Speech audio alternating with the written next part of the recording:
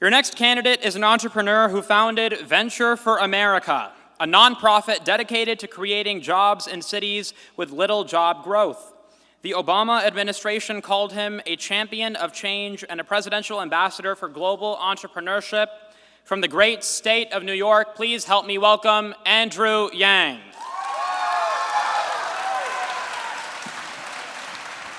Hello, Iowa! I just want to put some flesh. Hello, everyone. How are we all doing? We're at Teddy Roosevelt High School, am I right? You're not going to believe this. I am Teddy Roosevelt's great-granddaughter's godfather, which makes me absolutely nothing to Teddy Roosevelt. Hello, I'm Andrew Yang. I'm running for president, and I'm not a career politician, as you might have gathered from something. I'm a problem solver and an entrepreneur, and I'm running for president to solve the biggest problem of our time, which is how the heck did Donald Trump become our president? And if you watch cable news, you get a sense that he became our president because of some combination of Russia or racism or Facebook or the FBI. But I believe the explanation's more direct and straightforward, which is that we automated away 4 million manufacturing jobs in Ohio, Michigan, Pennsylvania, Wisconsin, and 40,000 right here in Iowa. And what we did to those jobs, we will now do. How many of you all noticed stores closing where you live here in Iowa? And why are those stores closing? Amazon. Amazon's soaking up $20 billion in business. And how much did Amazon pay in taxes last year? Zero. That's right. So that's the math for Iowa. 20 billion out, zero back. And that is why Donald Trump won the state by 9 points. That's why when you walk into McDonald's, you see the self-serve kiosk, and you see that that's going to spread to every fast food chain over the next number of years. How many of you all know a truck driver? My friends in California are working on trucks that can drive themselves. Think about what that's going to mean for the people here in Iowa. So these are the real changes that got Donald Trump elected, what experts are calling the fourth industrial revolution. We're in the midst of it, and Donald Trump is a symptom. He's not the cause, he's a symptom. Many of you have friends and neighbors, some of you, your parents, neighbors, family members voted for Donald Trump. And they voted for Donald Trump because he diagnosed the problems, but his solutions were the opposite of what we need. His solutions were, we're going to freeze time, we're going to build a wall, we're going to turn the clock backwards. We have to do the opposite of all of these things. We have to turn the clock forward. We have to accelerate our economy and society as quickly as possible. We have to evolve in the way we think about ourselves and our role in society. And I am the perfect candidate for that job because the opposite of Donald Trump is an Asian man who likes math. Thank you all. Looking forward to getting your questions.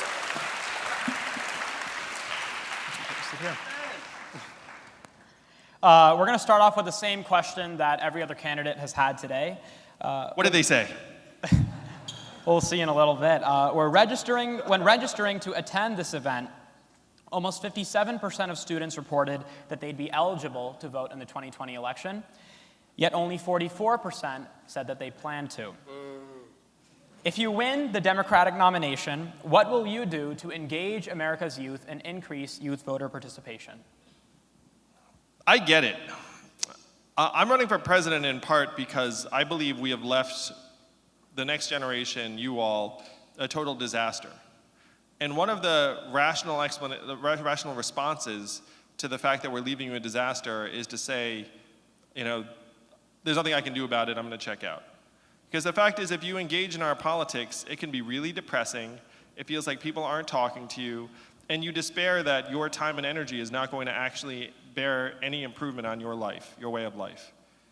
And it's not just that chunk of young people that are deciding to disengage. 25% of Americans say they are politically disengaged because they don't believe that we can actually solve these problems. I understand completely. The reason why I'm here in Iowa, along with the other parade of candidates, is because this is one of the only places where what I just said is patently false. Like, you all can actually make a big, big difference. If I was in any other state in the country, I'd be lying to you if I said that your vote could make a big difference, but here, it can. You only need about 40,000 Iowans to change the future of this country. How many Iowans are there here in this room today, right now? Like maybe 300? like something along those lines. I did the math. Do you know how many Californians each Iowan is worth? 1,000. So there are 300,000 Californians in this room. That's like 7 football stadiums. That is the magic of this state. This is the only place where democracy actually works. And so if you are in this room, you should really caucus. Because if you caucus, it's like 1,000 other Americans caucusing. You can change the future of this country very quickly, and we need to do it for your sake. We have left you a total mess, and we have to clean it up. But we cannot clean it up without your help.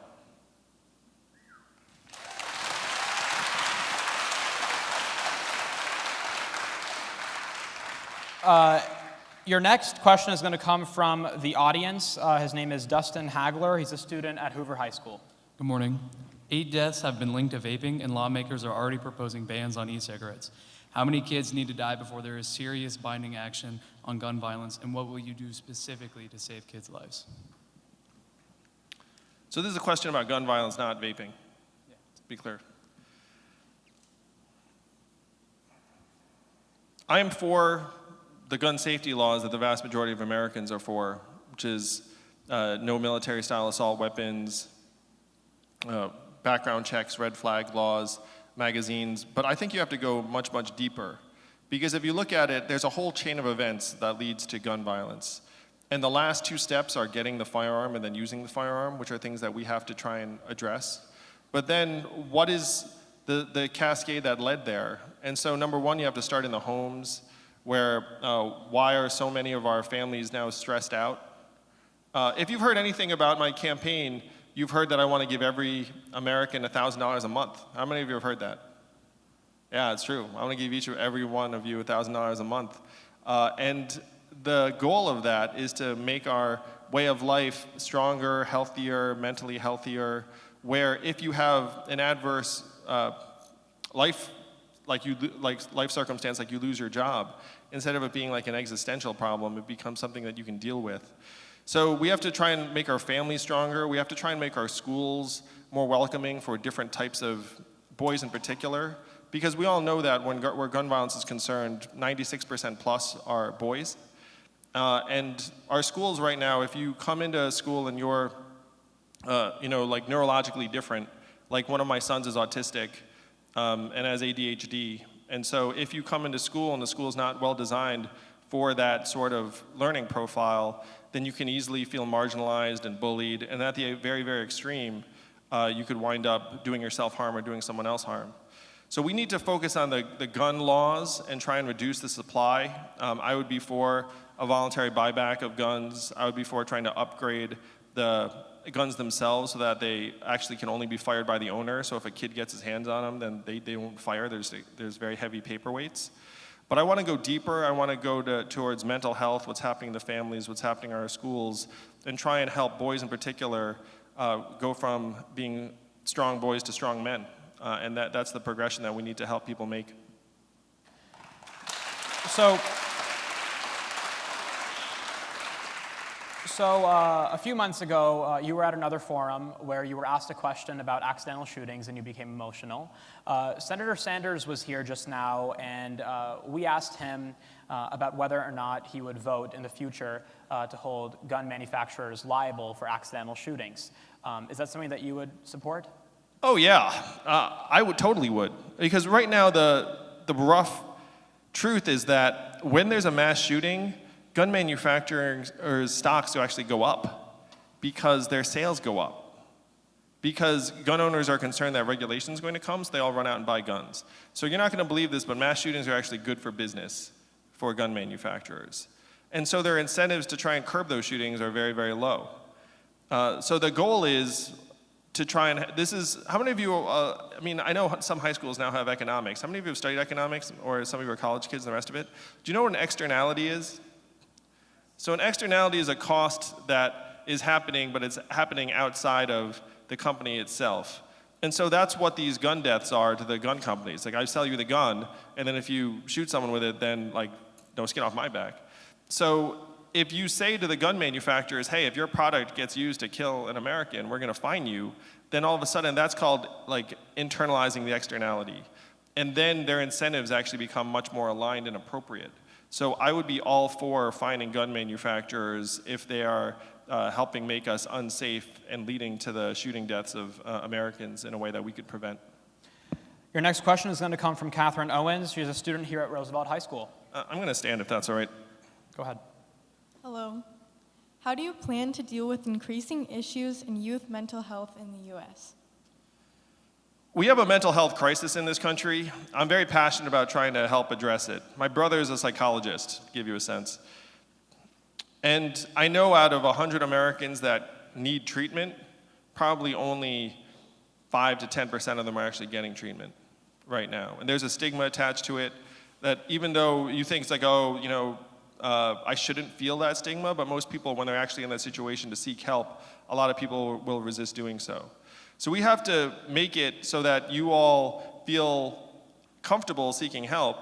We have to get the resources in place. And there's a technology element to this where studies have shown that smartphones are actually increasing anxiety and depression among young people, teenage girls in particular. And my friends in Silicon Valley tell me that you have engineers that are trying to turn supercomputers or smartphones into dopamine delivery devices for teenage girls. And they're making millions of dollars doing it. But you know what they do when they go home? They say, no screens in my house and my family. So that gives you some insight into what's happening in our business world that's actually impacting mental health. Because then you see the trends among teenagers for anxiety and depression are at historic highs. And so if you want to try and address it, you have to get the resources in place. And I would actually make our mental health part of our economic measurements. Like, what good is GDP if we're getting sicker or sadder? But then you have to try and get into the root causes, which in this case can involve the fact that our capitalist system has run amok, and that includes the fact that tech companies have a very strong incentive to hypnotize us and a very low or non-existent incentive to make us stronger and healthier and mentally healthier.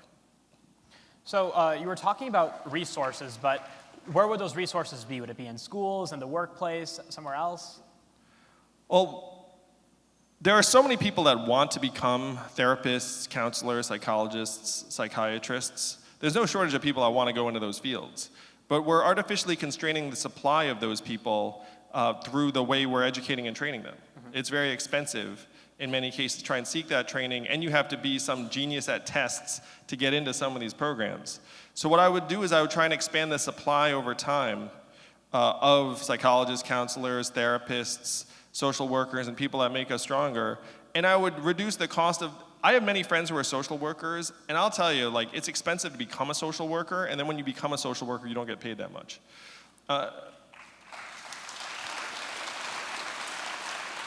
Right now, our entire economy is geared towards turning us all into economic actors. So if you were to go to, like I went to law school, if you go to law school and you can merge and get paid a lot of money, and trust me, I was a corporate lawyer for 5 months, and I was doing a lot less good than the average social worker, that's for sure. Like, you probably should have reversed those, those incentives. So that's the direction we have to move in. We have to actually start measuring our economic progress through our own health and wellness, and then invest massive levels of resources towards helping people who can help others get stronger. So you see it as more of like a long-term solution, you'd say? There are a lot of short-term things you can do. I mean, one thing we should do very, very quickly is lighten the emphasis on standardized tests in our schools and also in getting a lot of these programs. And I'll tell you all a true story. The SAT was invented during World War II to try and figure out which kids they did not want to send to the front lines. And now we're using it every year like every year is wartime. It does not make any sense.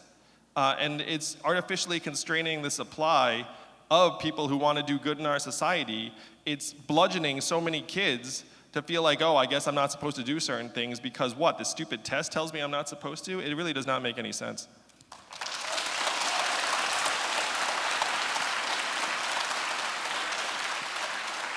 I'd like to bring in Sam Crone. He's a student at Iowa State University in Ames. Good morning, Mr. Yang, and thank you for being here today. I am a student pursuing a career in environmental science. If climate change continues at its current rate, there might not be much of an environment left for me to work on. How will you protect our environment to ensure that I have a reliable job when I graduate college? For better or for worse, you're definitely going to have a job. I guarantee you that. Because there's so much work to be done in this direction. The last 4 years have been the 4 warmest years in recorded history, and July was the warmest month ever. So climate change at this point is accelerating, and we have to try and get in front of it. We have to also be realistic. So I proposed a 5-part plan to try and move us in the right direction. Number 1 is move us towards renewable sources of energy, wind and solar. Number 2, and that includes a carbon fee and tax and dividend. That's another externality, for those of you who had your hand up before. Pollution is an externality. I pollute, doesn't cost me anything, it costs all the rest of us. So again, you bring it back to the company and say, hey, you polluted, like you should pay. And then guess what? They'll pollute less. That's just the way companies operate. So you have a carbon fee and dividend, but then you have to go to the rest of the world. The rest of the world's 85% of emissions. And right now, in Africa, they are burning coal. They're burning coal because it's cheap and it's dirty. So if we want them to move off of coal, then we have to go to those societies and say, we have a better form of energy for you and it's cheaper. We're gonna have to subsidize it. We're gonna have to invest in it. They're just gonna do whatever the lowest cost option is. The third thing I would do is invest billions of dollars in making our communities more resilient before the fact. You all saw the floods last summer here in the Midwest, so this is not a coastal phenomenon alone. And it's much more expensive to rebuild after the fact than to try and make our communities safer and more resilient from the get-go. You can actually save a lot of money if you invest ahead of time. That's not the way America operates today. America just reacts. Like after you destroy my town, then I guess we'll rebuild. We have to make the town safer in the beginning. We have to try and move our people to higher ground, both literally and figuratively. So this would be, and for anyone, this is very dramatic, but we actually already moved people in Louisiana whose town was going underwater to another part of the country. So this is already going on. If you had $1,000 a month, it would also help make everyone safer from climate change, because then if there is a disaster, you have a car to get into, you have some place to go. And I would have a constitutional amendment saying that it's a responsibility of the United States to safeguard our environment for the future. So we have a lot of work to do, but I guarantee you're gonna have a job in this field, man, because like the work is just gonna grow and grow. There's a proverb that the best time to plant a tree is 20 years ago. The second best time is now. That's what it is with climate change. We should have done it 20 years ago, but as president, I'm gonna do it right now.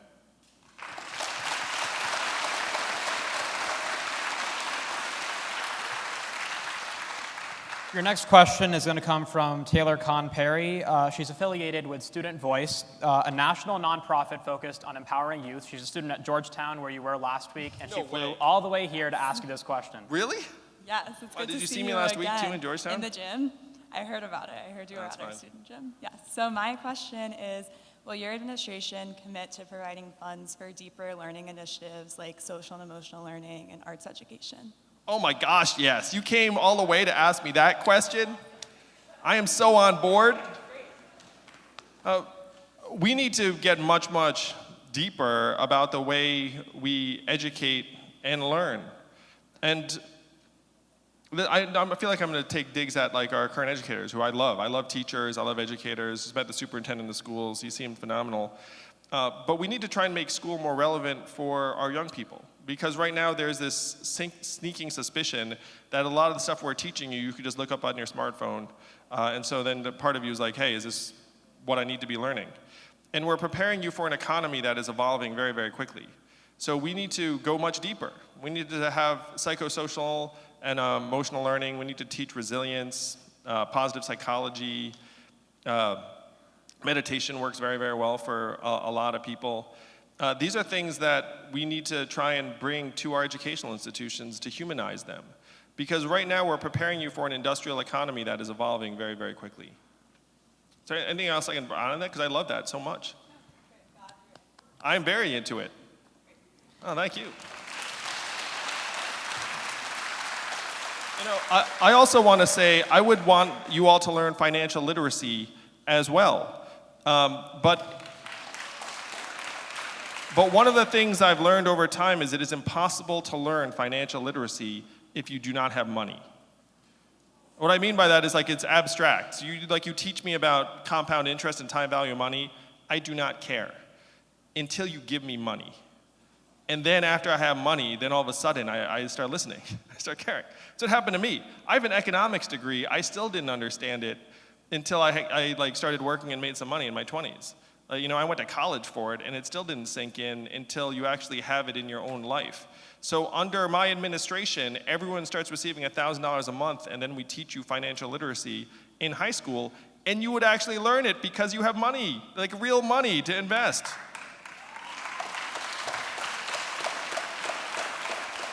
It would also be a $12,000 a year raise immediately for teachers who deserve that and more.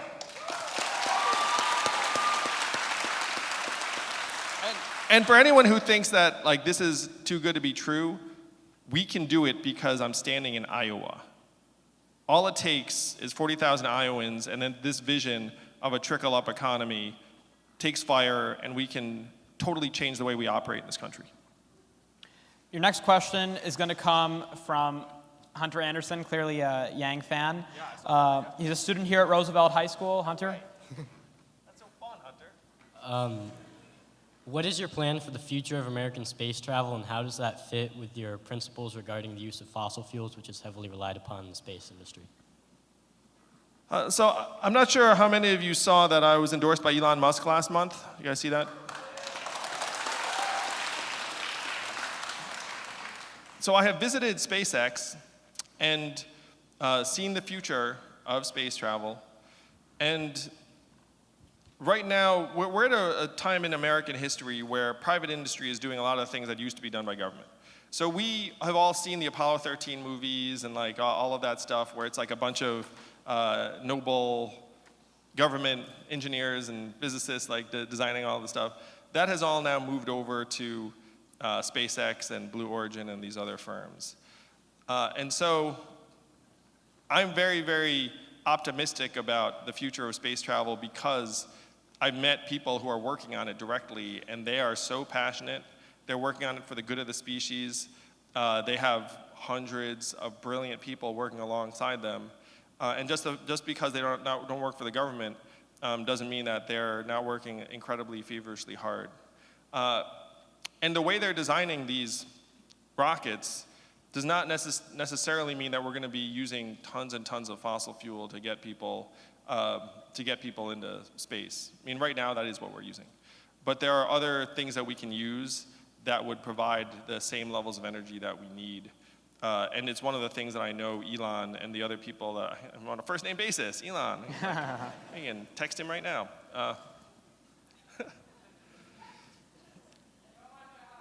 Yeah, seriously.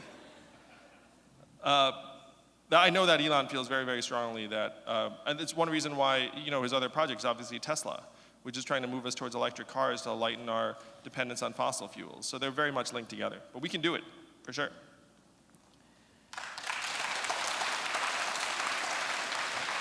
What's a SpaceX story I can tell? I'm sorry? I'm trying to think of a fun SpaceX story I can tell. We have time at the end.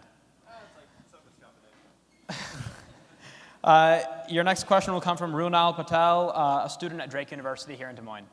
Mr. Yang, next summer we will celebrate the 30th anniversary of the passage of the Americans with Disabilities Act, which was sponsored by Iowa's very own former Senator Tom Harkin.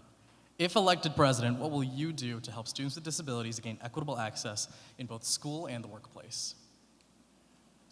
Thank you for the question.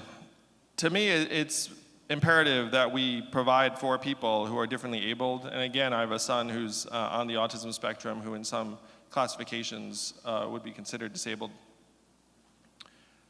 And the law in the books is not enough.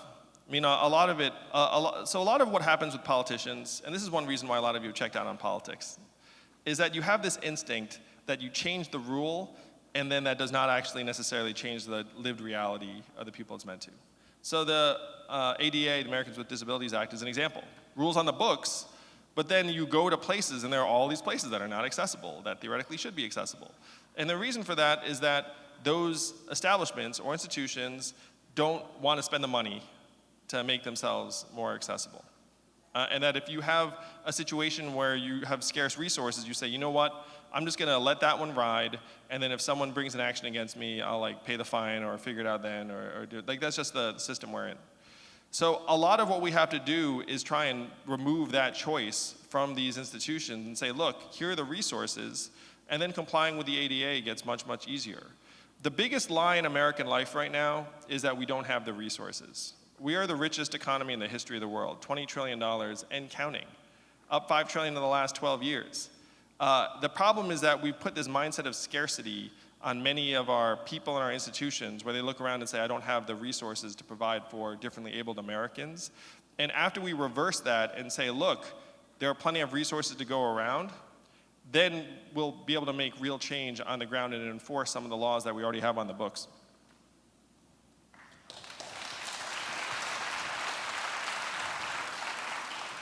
Your next question will come from Mr. Richard Bell. You're He's not a teacher. student. I mean, I'm not. I'm not. He's a teacher at the Maharishi School in Fairfield. Drove 2 hours to be here. Mr. Bell? Good morning. I do teach at a school that hosts students from more than 30 countries.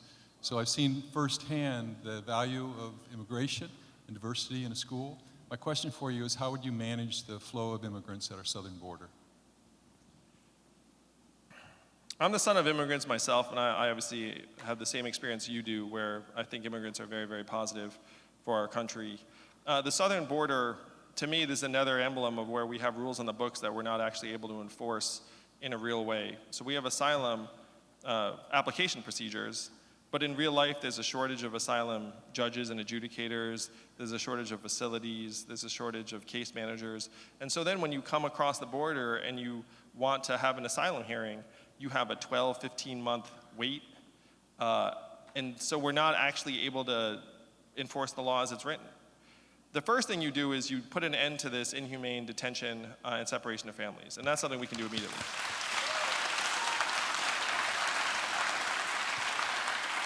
As a parent, that stuff's unconscionable, but we all kind of sense why it's happening, is that you have this inhuman bureaucracy where no one has real responsibility down at the border, and you have these policies in place, and then people become capable of things they would never be capable of in civilian life. Like if you took someone who's working at the southern border right now and said, hey, separate this toddler from their parent, they would never do it.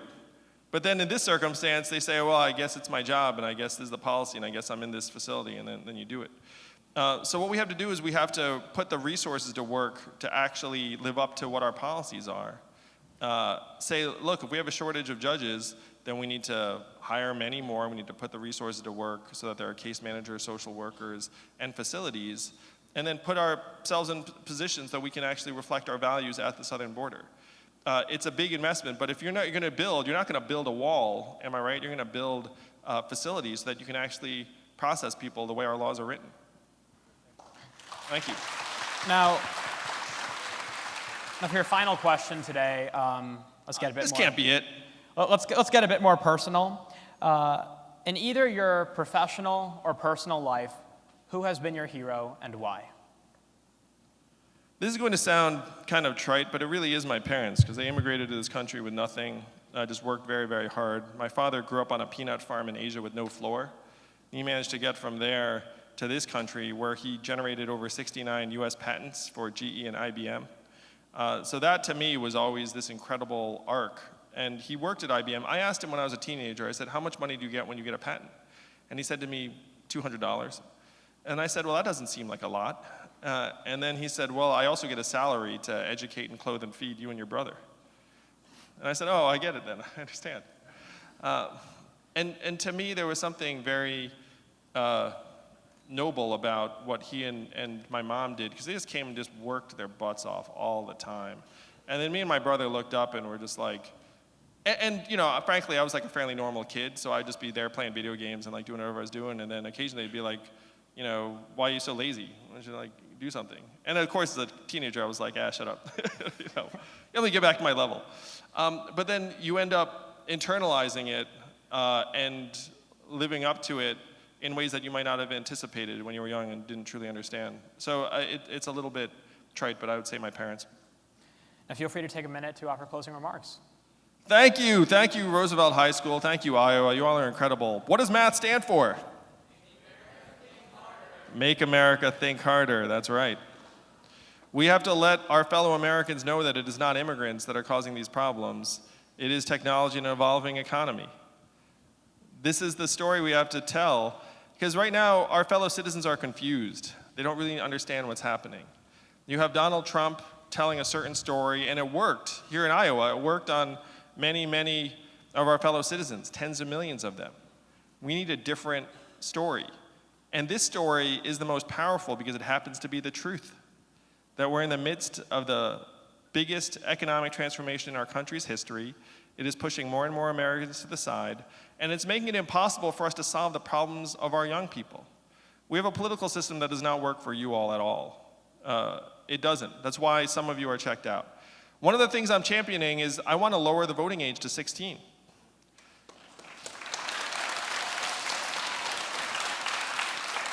And I'm going to walk you through why it makes total sense to lower the voting age to 16.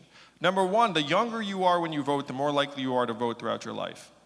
So then, if you get people voting young, then guess what? They'll vote forever. Number two, right now the electorate tends to skew older, and that ends up influencing policies that would not reflect the needs of this generation. Number three, you're going to be on this planet longer. I mean, if anyone has a stake, it should be you all, right? Not like, no offense to anyone, but like if there's like some 96-year-old at death's door, it's like, come on, you're not going to be here for very long. It's like, whereas you guys are going to be here for a long time. And then the only argument against lowering the voting age, you also, 16-year-olds, how many of you work as 16-year-olds? That means you pay taxes. And you pay taxes and you don't vote? That doesn't seem right.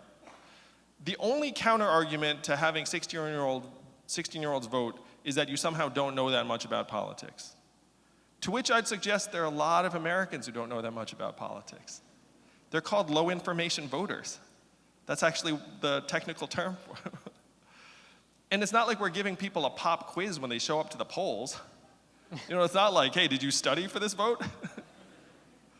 So if that's the standard we apply to Americans at every other age group, we should be applying the same standard to our young people. So that's what this campaign is about trying to make it work for you all. But we cannot do it without your help. And here in Iowa, you all are magic. Like everything you do is like 1,000 times more powerful than anywhere else in the country. So use that power wisely and let's make history in 2020. Thank you very much, Roosevelt High School. Thank you.